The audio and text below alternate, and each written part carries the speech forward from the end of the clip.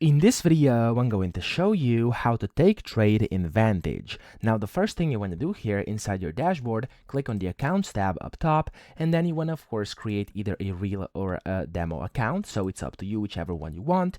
And after you do it, click on this trade button, go to the Vantage Web Trading here, and then to actually take a trade on here on the right hand side, of course, first you must select what you want to trade. So here on the left you can see market and you can select whatever you want. I'm gonna go with some crypto because it's the only market that's open right now.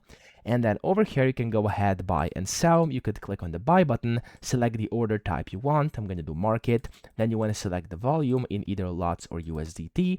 You can also set take profits and stop losses if you want to, and then just click on the buy button and then confirm whenever you are ready.